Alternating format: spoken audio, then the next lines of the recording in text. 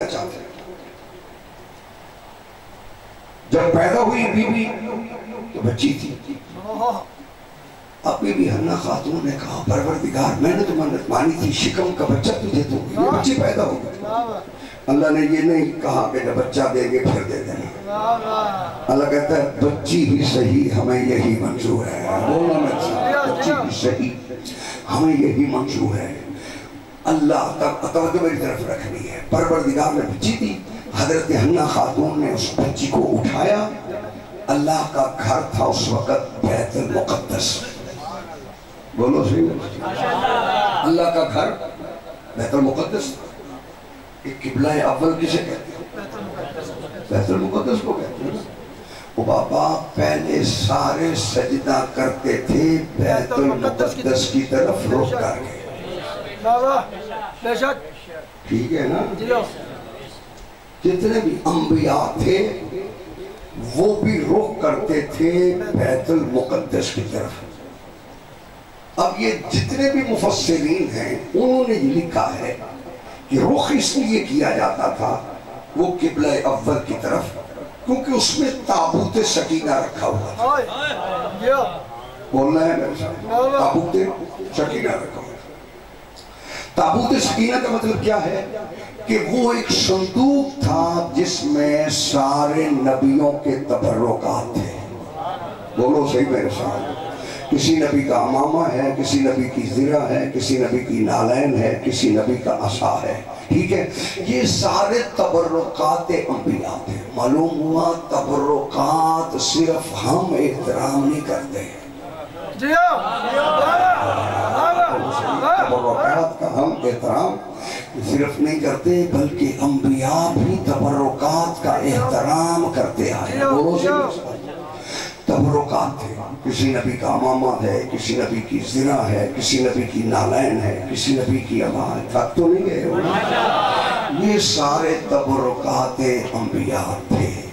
اور بنی اسرائیل کی فتح کا راز یہی تھا کہ جب وہ جنگ پہ جاتے تھے وہ تابوت سکینہ کو آگے رکھتے تھے، اور جب آگے رکھتے تھے فتح کے بغیر واپس نہیں آتے تھے۔ تبرکات انبیاء ہوں تو فتح یقینی ہے جس نے ذوالفقار ہی وہاں سے منگوائی ہو۔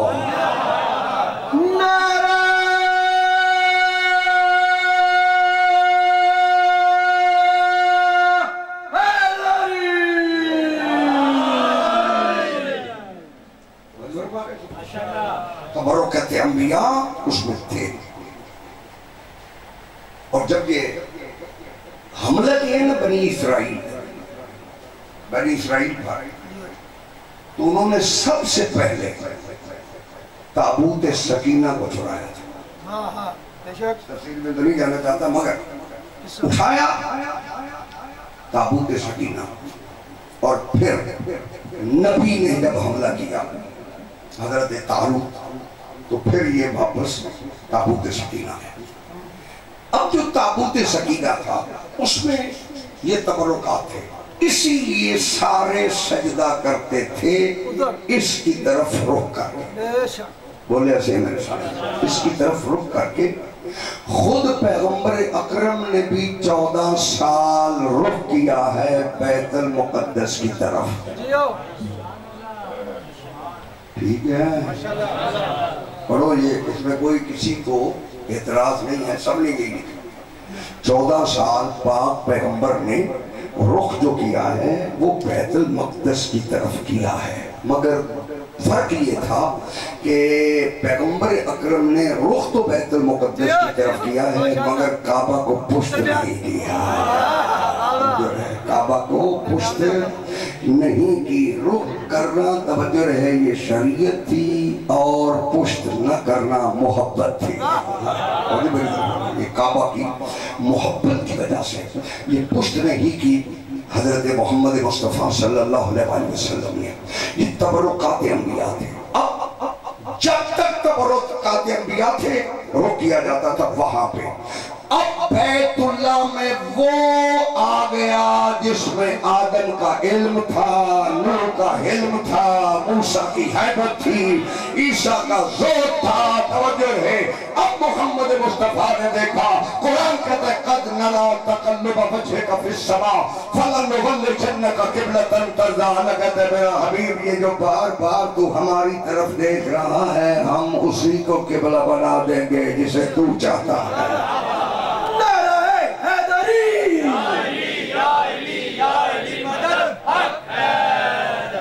اب حضرت مریم جب آئی تو ماں نے بیت المقدس کے محراب میں رکھا۔ اللہ جانے کی کتنی طاہرہ بی بی ہے، تو جو ہے کتنی طاہرہ بی بی ہے کہ جس کے لیے یہ قید نہیں ہے کہ اس سن میں اسے یہاں رکھا جا سکتا ہے یا نہیں رکھا جا سکتا۔ توجہ ہے، مسجد کے محراب میں رکھنا اس بات کی دلیل ہے کہ مریم معصومہ اور بطول ہے۔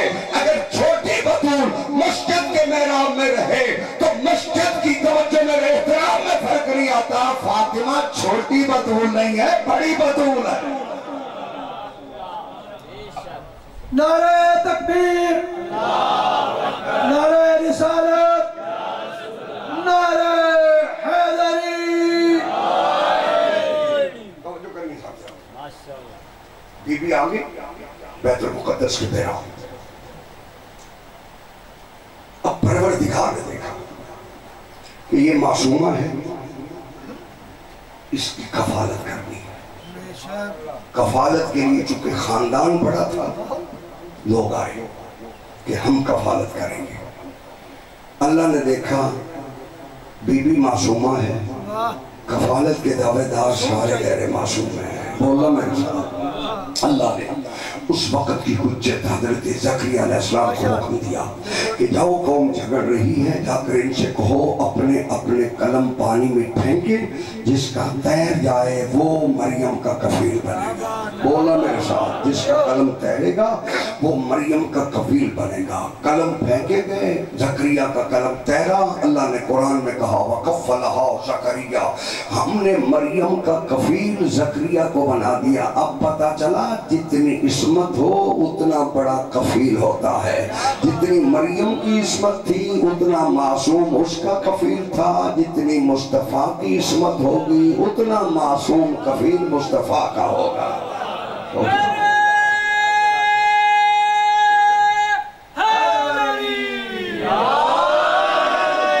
حضرت مریم آ گئی مسجد بیت المقدس کے محراب میں، زکریا علیہ السلام بنے کفیل، کفالت کر رہے ہیں حضرت زکریا علیہ السلام۔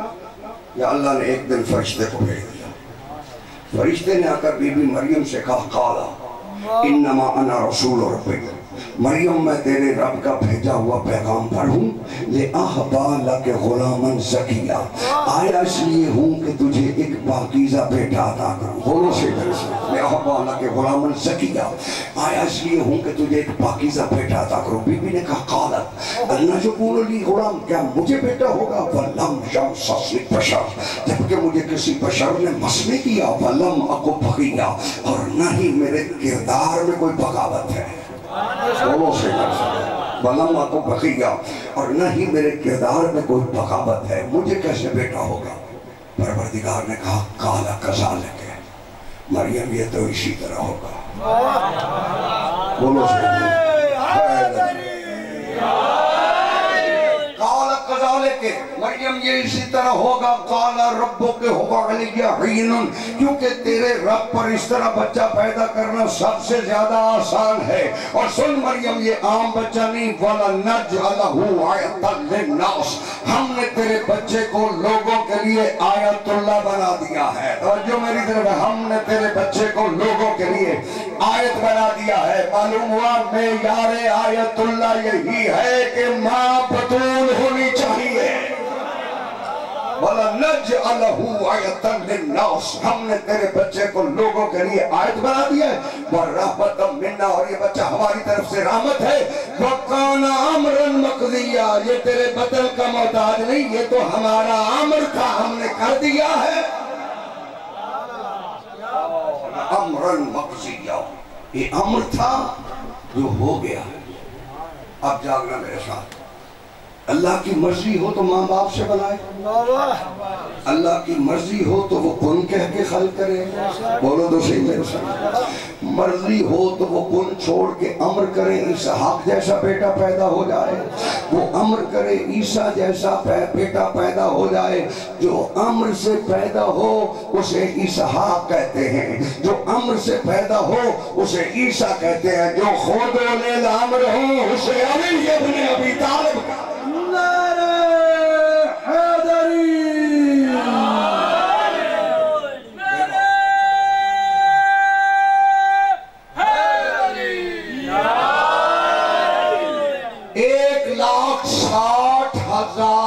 لشکر قابض ہے نہر فرات پہ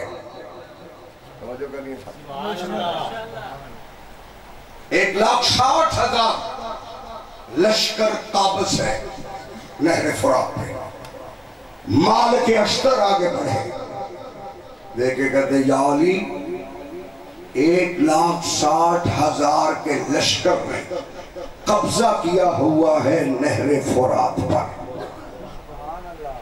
علی فرماتے ہیں مالک میرا گھوڑا میرے قریب کرو جاگنا میرے ساتھ بولو سے مالک میرا گھوڑا میرے قریب کرو مالک نے گھوڑا قریب کیا علی ابن ابی طالب گھوڑے کی پشت پہ آئے علی نے گھوڑے کو جولان لگایا اب مالک اشتر کہتا ہے میں نے دیکھا کہ اکیلے علی نے 1,60,000 کے لشکر پہ حملہ کر دیا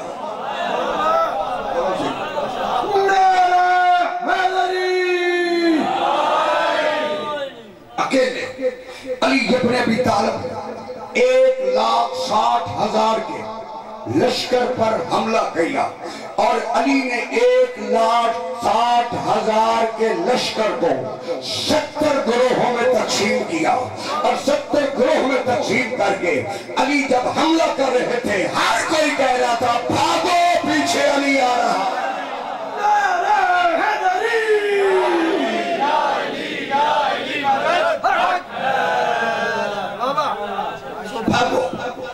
پیچھے علی آ رہا ہے ہر کوئی یہ کہہ رہا تھا کہ پیچھے علی ہے پیچھے علی ہے پیچھے علی ہے مالک کہتا ہے میں واپس آیا جب میں نے خیمے میں دیکھا تو علی خیمے میں موجود تھے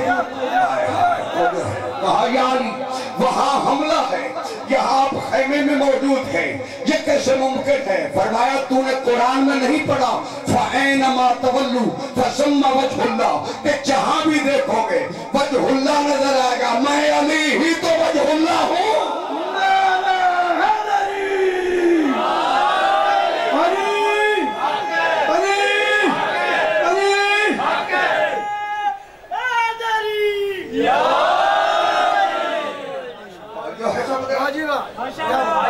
جہاں بھی نظر کی علی ہی نظر آیا جاگنا میرے ساتھ جہاں بھی نظر کی علی ابن ابی طالب ہی نظر آیا کیونکہ علی ہے وجہ اللہ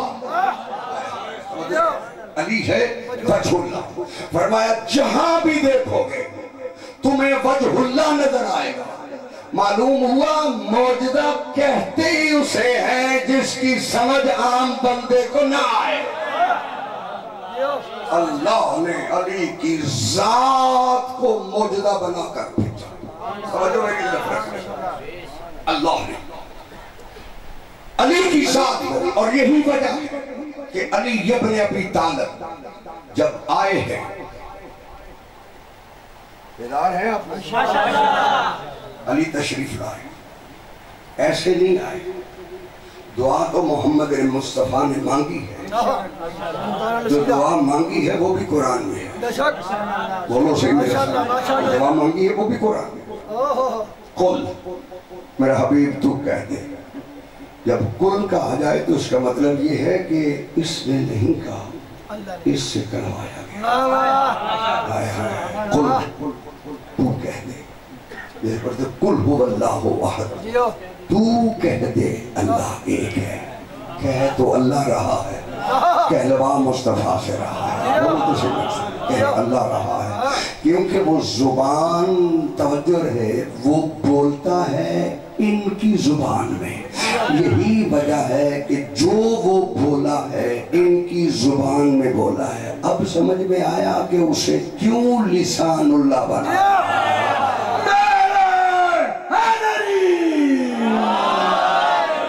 لسان اللہ بنا، بھیجا پروردگار۔